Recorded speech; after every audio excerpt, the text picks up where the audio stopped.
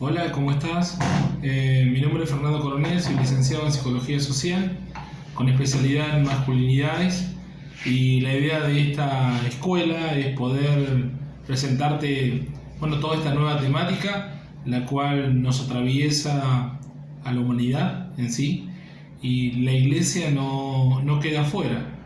Desde que nosotros empezamos a trabajar en nuestra organización, que se llama OREN, Organización Restaurando el Estudio de las Masculinidades, nos hemos dado cuenta que el índice de violencia dentro, fuera de la iglesia es el mismo.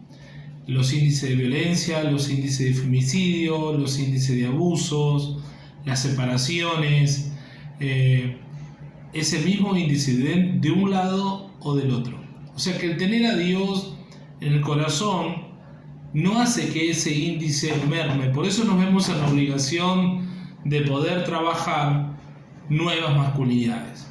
¿Qué tiene que ver con nuevas masculinidades? Nuevas masculinidades son nuevas o muchas formas de ser hombres diferentes.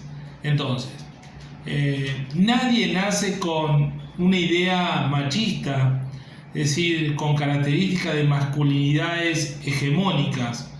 Bueno, son términos que me va a ir escuchando a lo largo de cada clase, ir repitiendo, y yo voy a tratar de alguna manera explicártelos.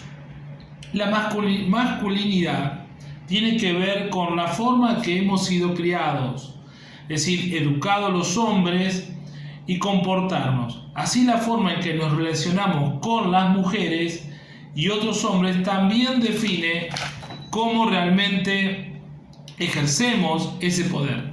O sea, el hombre se relaciona a través o se vincula a través del poder, se vincula con otros por poder, y en la manera de relacionarse tanto con hombres como mujeres, niños y otros, también se relaciona por una cuestión de poder. Y aquí vemos lo que es masculinidad hegemónica, que es el modelo de masculinidad que existe en una sociedad determinada. O sea, es aquel modelo que hace o que se genera para que el hombre tenga ciertos privilegios o ciertos justamente beneficios. Por el solo hecho de ser hombre, el hombre necesita ser atendido, ser cuidado. Bien, entonces esta masculinidad hegemónica puede ser machista o no, pero el machismo es el conjunto de creencias, costumbres y actitudes que sostienen que el hombre es superior. Es la figura más importante, o sea, es el dueño del poder. Por eso, cuando hablamos de patriarcado, que el patriarcado tiene unos 4.000 años de historia, para entender patriarcado entendemos es el conjunto de hombres que establecen una forma de vida en una sociedad. En un patriarcado se vive de manera comunal, se vive como cuerpo, se vive todos juntos, pero el hombre es el que tiene la última palabra. Y acá aparece lo que es el machismo, que es este conjunto de creencias, costumbres, actitudes que sostienen que el hombre es superior. ¿Superior a quién? Superior a la mujer. Es el dueño del poder, es el dueño y representante del ser humano, y su palabra pasa a ser ley. A la mujer se la ve como si fuera inferior y debe conformarse con ser madre, con cuidar hijos, con cuidar al esposo. Se justifica así como que gane menos dinero que el hombre y está marginada en los cargos públicos. Este mandato de esta masculinidad hegemónica, este patriarcado del cual te estoy hablando, tiene ciertos mandatos. Y uno de aquellos mandatos es el de ser proveedor. Entonces, todo varón necesita ser un proveedor.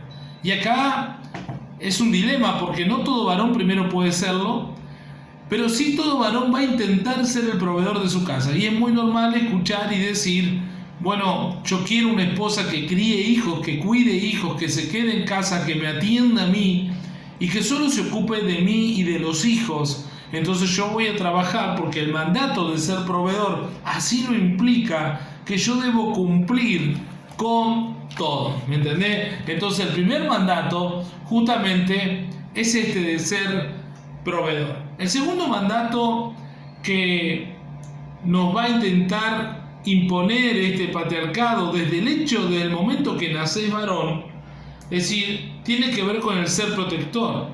Cuidado con que alguien se burle de tu novia, de tus seres queridos. Es decir, automáticamente, y es de macho querer defender sin importar qué medida tenga el otro, cómo sea su forma. Y entonces el solo hecho de ser varón hace que yo tenga que defender y tomar medidas, aunque no esté de acuerdo y aunque me moleste, o vaya a perder en ese pleito o en esa situación. Pero el mandato de protector hace que yo tenga que cuidarlos y algo tenga que hacer. Otro mandato tiene que ver con ser responsable. Todo hombre debe ser responsable. ¿Responsable de qué? Bueno, responsable de mis cuentas, responsable de mis deudas. Entonces es muy normal ver a un hombre con la cabeza gacha, en este estilo así, sin hablar, diciendo ¿qué te pasa? Nada. ¿Qué te pasa? Nada. Hasta que dice no doy más. ¿No doy más de qué? No doy más de las deudas, no doy más de todo lo que tengo que pagar, de mis responsabilidades. Pero como que al hombre le cuesta poner en palabras todo lo que le ocurre. Y acá no estoy justificando al hombre, pero también debemos entender que la mujer es educada y formada en un ámbito de mucha confianza, la gran mayoría, y de amor. Por lo tanto, es educada entre mujeres, conoce todos los temas, sabe cómo defenderse.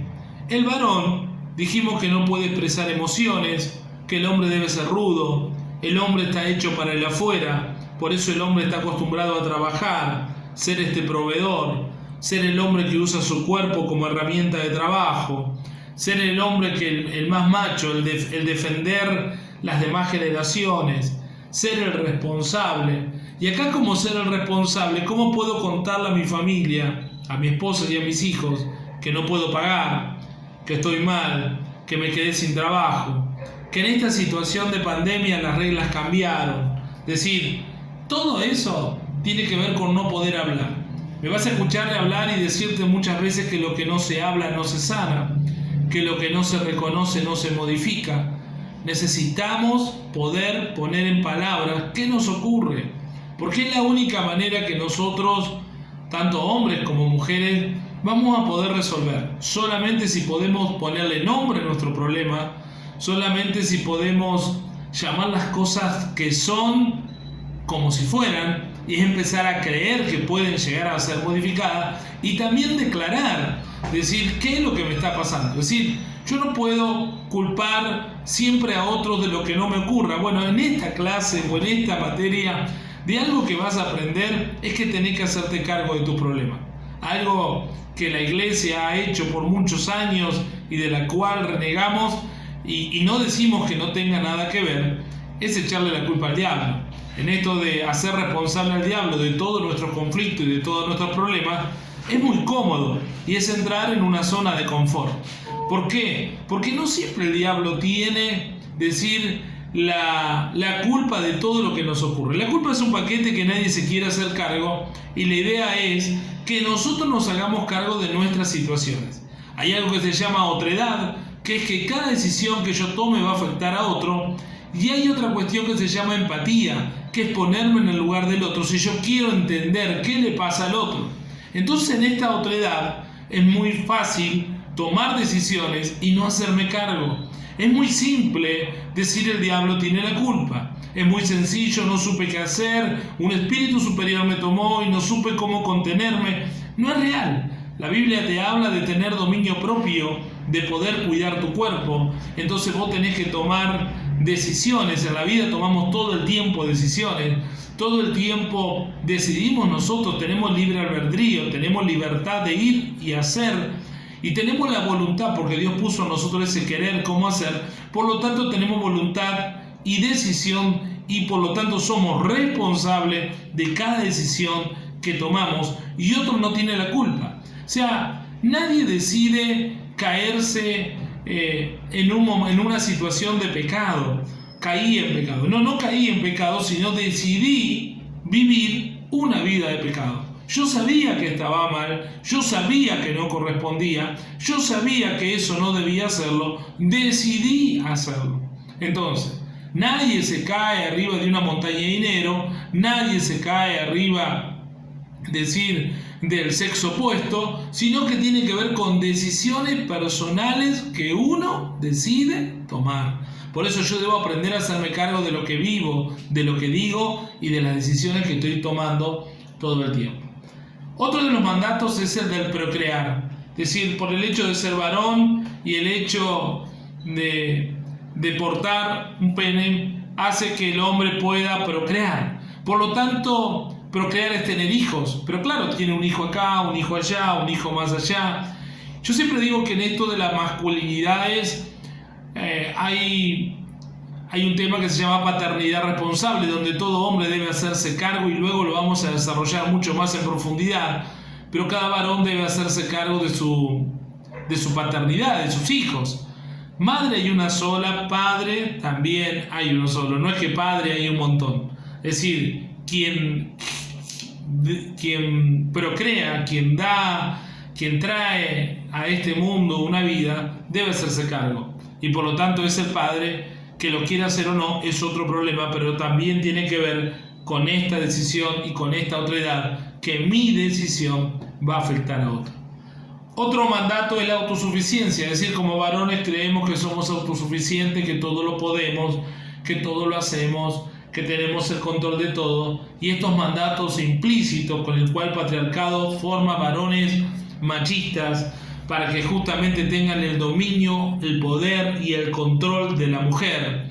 ¿Por qué hablamos a los varones y hablamos de masculinidades? Bueno, las corrientes feministas han puesto en el tapete este tema de las feminidades, buscando la igualdad de género, algo que me parece que es correcto, y quiero explicarte el por qué es correcto. A ver, sexo es varón o mujer, género es qué hago con lo que nací. Entonces el género se va a construir, luego hablaremos más de género, pero el género se va a construir. De ahí hay mujeres que van a ser construidas como varones, varones que van a ser construidos como mujeres, donde varones más rudos o más machos, varones con rasgos feministas, mujeres con rasgos machistas, y bueno, y toda esta cuestión. Es decir, cuando hablamos de masculinidad hegemónica, cuando hablamos de machismo, no solo hablamos del varón, sino que hablamos tanto del varón o la mujer. Hay mujeres que sostienen machismo. Por ejemplo, una mujer que le dice a sus hijos que no pongan la mesa, que no cocinen, que no los deja hacer los quehaceres de la casa, porque se van a ocupar sus hermanas, es una mujer machista, es una mujer que en este contexto fue educada y formada en un hogar patriarcal, donde su papá o el referente masculino justamente le hacía atender. Por lo tanto, ella aprendió a atender varones, y ella desde muy chiquita, o sea, le regalaron en esta cuestión de género un cochecito para criar bebé, una cocinita para aprender a hacer de comer, una plancha para ordenar la ropa, y así sucesivamente. Esta mujer, se fue formando en su género, preparada para atender al varón. Por lo tanto, el varón va a disfrutar de todos los beneficios con los cuales esta mujer está preparada y formada. Entonces, decimos que necesitamos hablar de género, necesitamos de construir y necesitamos generar igualdades. Cuando una mujer queda viuda o queda sola por diferentes situaciones, la mujer no es el sexo débil, la mujer es muy fuerte, la mujer sale adelante, la mujer busca trabajo, la mujer cría hijos. Claro que le pagan menos. ¿Por qué le pagan menos? Bueno, por estas cuestiones de desigualdad de género. Quiero explicarte brevemente o rápidamente cómo poder entender igualdad de género. Entonces, este patriarcado que te dije que tiene poder, que genera machismo, que genera a través de la masculinidad hegemónica, con el cual el hombre tiene privilegios, los varones debemos empezar a interpelarnos, a cuestionar nuestra forma de relacionarnos con respecto a la mujer. Entonces, cuestiones como ojo la ropa que te pones, cuidado, yo quiero que estés linda pero solo para mí, las plantas que colocaste en el jardín no me gustan, a mí me hubiera gustado. Bueno, y el hombre empieza a condicionar, porque como tiene el poder y el control de su casa, condiciona, decide, norma todo lo que va a ir ocurriendo. En el ámbito cristiano, inclusive, ¿quién es tu pastor para enseñarte la palabra? Yo quiero ser quien te enseñe la palabra y entro en una crisis por esta misma situación. Entonces, también este machismo empieza a cerrarte vínculos. Si vas a lo de tu mamá, ya vas cuando yo quiera. Si me decís algo, hoy no vas. Empiezo como a dejar en penitencia a mi propia esposa, a mis propios hijos. Yo sigo entendiendo que el control pasa por mí. Entonces, cuando el poder se ejerce en ese dominio, la persona dominante tiene ciertas facultades, dirige, norma, decide, ordena, enjuicia, sentencia, por ejemplo, también castiga y perdona. Si todo pasa por él. Entonces, como todo pasa por el jefe, por el dueño, por el que tiene el poder, por el gran patriarca, se hace lo que yo digo en esta casa. Si no se hace lo que digo, están todos equivocados, está todo mal. La pareja y los hijos deben obedecerme. Yo tengo que controlar todo el tiempo de cada uno, dónde va, qué hace y qué no hace. Las decisiones tienen que pasar por mí, porque si no pasan por mí están todas mal tomadas. Por lo tanto, yo no voy a mostrar mis emociones y mis sentimientos, porque un hombre debe guardar sentimientos de tristeza, de frustración, de dolor, de miedo, de inseguridad, porque yo soy macho y el macho no muestra justamente su dolor. Insisto, hay mujeres construidas y formadas en un ambiente machista que van a relacionarse de la misma manera que el hombre. El hombre tiene derecho a la propiedad sobre la mujer y los hijos, por lo tanto, también acá entramos en otro tema, porque el tener propiedad sobre el otro hace que las cosas sean a mi manera. Entonces, ¿para qué hago todo esto? Para que me respeten. ¿Por qué? Porque yo soy el dueño, soy el jefe, soy el ser supremo, todos me tienen que respetar, todos tienen que hacer las cosas como yo digo, y esa es la manera en que el machismo maneja algunos estereotipos, que los hombres son más fuertes que las mujeres, que los hombres deben dominar las mujeres, que lo masculino es más importante que lo femenino. ¡Wow! No tiene nada que ver una cosa con otra, pero siempre lo masculino le damos mucho más valor. Hay algo que se llama mansplaining, que es cuando un hombre le explica a una mujer justamente cómo cocinar, cómo hacer algo que la mujer lo tiene re clara, pero él, por el hecho de ser varón, necesita explicarle. Entonces él debe tener ese sentirse que tiene el dominio y el control. Y acá es donde muchas mujeres dicen sí, y después hacen como quieren. ¿Por qué? Porque él no, se nota y se sabe que no tiene la verdad de todo. Estos mandatos dicen también que los hombres deben proteger y cuidar a la mujer. Si hay ruido, se tiene que levantar él. Si hay un problema, si hay una situación, él tiene que salir a defender a la mujer. Bueno, no ocurre en todos los casos, y siempre a modo de chiste cuento que yo no soy justamente ese varón. Es decir, cada vez que en mi casa hubo ruido, fue mi esposa quien escuchó, quien se levantó primero, quien cambió una lamparita, quien cortó el pasto. Es decir, siempre digo, bueno, fui medio raro ahí, fui diferente, justamente en estas nuevas masculinidades. Es decir, no todos somos formados de la misma manera. Pero dentro de estas conductas de machismo, un hombre debe tener muchas mujeres. Se siente valorado si todas las mujeres lo miran. Un hombre puede ser infiel, pero no debe tolerar infidelidad, ¿sí?, de parte de la mujer. Entonces eso también está mal.